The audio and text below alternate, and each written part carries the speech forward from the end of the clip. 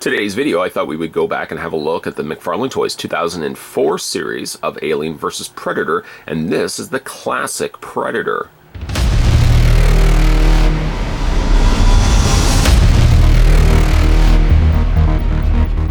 Now, the back of the packaging reads, initially released as part of Movie Maniacs Series 6 in 2003, McFarlane Toys has refreshed Alien and Predator line for 2004. Each of the 4 figures has special features from new paint jobs to accessories, new bases, and different parts that differentiate it from the originals.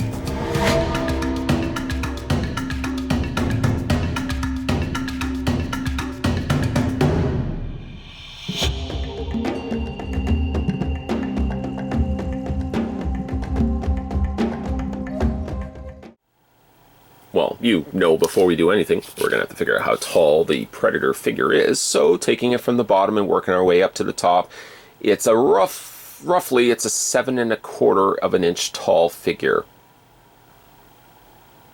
Sadly, of the few accessories it comes with, it doesn't come with a display stand.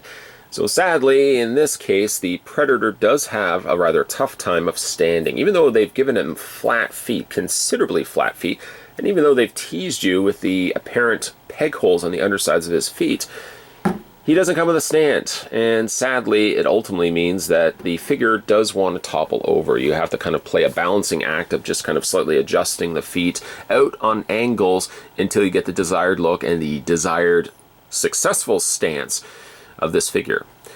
Let's run through his accessories. He comes included with the necklace of bones. We've seen these, of course, countless times with NECA's releases, and this one here is really no different, although I have to say that the bones are a little bit bigger. Of course, also the spinal cord is a little bit bigger. And one thing you may also notice, too, they used a real threading, almost like a small rope, rather than like the thinner, almost plastic that NECA has used. I do almost like the rustic nature of the roping here. By looking as rough as it does, it looks like something he actually would have crafted together. Although, proportionately, I don't know if I would say it's, you know, a correct scale, a correct scaling to what he would probably wear as something around his neck. Perhaps something he would wrap and make traps out of, but I think it may be too big of a rope for something he would actually put around his neck. Now, speaking of putting it around his neck, it is very difficult to get it around his neck because his plasma caster is already mounted to his back. I don't think you can actually pry it off, so as a result, you sort of just drape the necklace around his neck. If there is another way, there's a way that I've yet to find. As you can see, it just kind of catches over top here. If there was a way to, let's see if I can get it around, maybe inside, kind of tucking it in between, and maybe getting it underneath his head. Again, the problem is the bones are very big, so it makes things a little bit more trickier to kind of get it in there. I suppose you could tuck it underneath everything, but ultimately it just does look a little awkward. It looks like it really shouldn't be there. Ultimately, I may find myself just not displaying it at all. We'll just kind of take it off because I know it's going to be a problem for the rest of this review, so we'll just kind of work our way to get this off of the figure here. Now, ultimately, I find myself... Here we go. I couldn't take it off. The other thing he comes with is a skull and spinal cord, or at least half a spinal cord. The skull itself looks a little on the rough side, I have to admit. The skull also seems like it's very long. Like it's not the correct length for... And I wonder if maybe it's the head itself. This skull, one could easily say, is sporting a 5 head rather than a 4 head. It's considerably dripped in blood, soaked all over the place from the top to the bottom. He must have just recently pulled this from one of his victims. I keep wanting to go like this and open up its jaw, but it's just one sculpted in piece. And speaking of one sculpted piece, it doesn't have a hinge in there, so you can't bend it. So when you get it out of packaging, it is warped. And it will stay that way, I suppose, until you heat it and just kind of straighten it out if that's the look that you want to go with. 2 things will tell you exactly which hand it's supposed to go with. One is the fact that it's completely, one's open, one's closed, which one's open, which one's closed, that one's open, that one's closed. And also, oh yeah, this one's got a lot of blood in it, giving you the idea of, well, this is the hand that you're going to want to put the head into. Does it stay well in his hand? I suppose yes, because it does drape through the inner area of the hand, the thumb, as well as the pinky finger, and really all the hands grip it quite well once you kind of get it worked in there. Once you kind of like weave it through like a ribbon or a snake, it does stay into place, which is likely going to be the way I display it, because, you know, again, it's got all this excessive amounts of blood on his hands anyways. Why not just put the skull in there and call it a day? I'm not going to call it a day, though, because we're still going to have to look at the rest of the figure. So I'm just going to unweave it. There we go, and pull it off. Okay. So having a look at the figure itself, despite for the fact that it is pre-posed, and I will talk about the articulation in a second, it's not quite the same sort of variety as what you would get with a NECA toy. Now, I just so happened, it almost seems as if I planned this, I so happen to have myself a NECA release. This is from the 30th anniversary line. This happens also to be the classic Predator, the prototype mask. Now, this is the best starting point because you can kind of see differences and similarities between the two. I do like the coloring, to the credit of the McFarlane Toys one. I do like that it's got the more darker, kind of grittier sort of colors versus the vibrant, more brighter colors that NECA has here. Obviously, NECA trumps, I think, in the sense of potentially the sculpt, although I do like the sculpt on this one, but definitely has it hands down beat when it comes to the articulation. Now, going back to the bones here, the one thing I did mention again was the bones are more of a cord here versus the McFarlane ones has the more rustic, rough sort of roping here, which is another big difference between the two. I just so happened did the review of this guy just recently, so if you wanted to go back and have a look at him after this one, don't go yet. Stay. Watch this one. Then go have a look at this one right here. But we're going to move him off camera because I don't really want to steal the thunder of the McFarlane Toys one. Now, this one here is released 2004. So if you're doing your math, that's 14 years ago. Some of the viewers watching this video right now may not even be 14. And initially when I picked this guy up, I think I actually picked him up at Toys R Us. He's just been sealed all this time. I just never got around to reviewing him up to this point now. Having a look at his head, we'll bring the camera in a little bit. His head is good. I will not take that away from it. I think it does work rather well.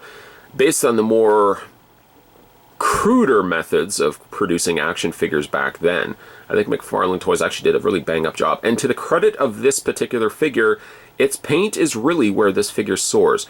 Truthfully, it's got not a bad sculpt, but I think the paint also works quite well here, especially the colors that they chose for the helmet, as well, again, as the majority of his body here.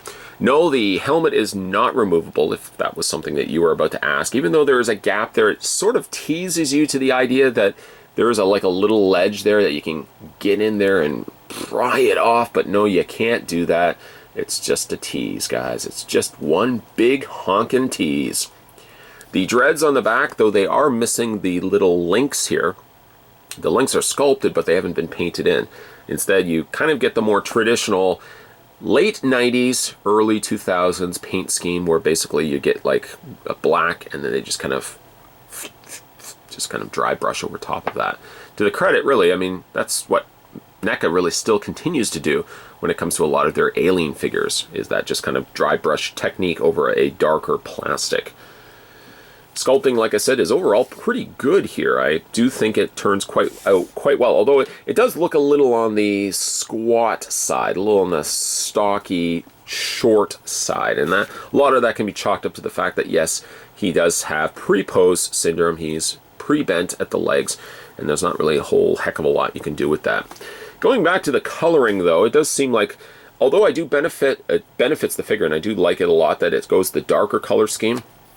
Ultimately here, I think it kind of gets a little too crazy that the armor on the sides, as well as the shin guards here, get kind of lost amongst the netting nature here of his lower torso. I do also appreciate the fact that they've given that little bit of a sheen added to the plastic, so that kind of reflects the light rather nicely, both on the lower torso and the upper torso. Let's have a quick look at his plasma caster, which, I mean, it does look like there's a potential to have it removed, but it seems, if anything, it was glued in place, so I really don't want to take the time and rip that off. The caster gun, the actual, you know, of course, the launching gun on the top here it does have poseability. You can hinge it back and forth, and it also hinges up here as well. As it always goes with Predator figures, a lot of times it just seems like it's slightly in the way. NECA's would be a little slightly more over. This one gets really up close, really up and uncomfortably close to the helmet here of the Predator. Now he does also have the gauntlet blades that retract. And ultimately, though, when I did get it out of packaging, one casualty to this particular figure, let me just spin it around. Where is it? Oh, right here. Right in the little groove here, there was this plastic piece. You see that? That was in there. It was attached literally right there. And due to the age of the figure and just the fact that everything really on the figure was stiff, I went to go like this and just retract the blade, and I did break off the plastic bit. I mean, it would have been very brittle plastic. I mean, you could still bring out the blades to about there, so I mean, they stick out quite a bit. You can see how much space, how much movement that will actually give you for length.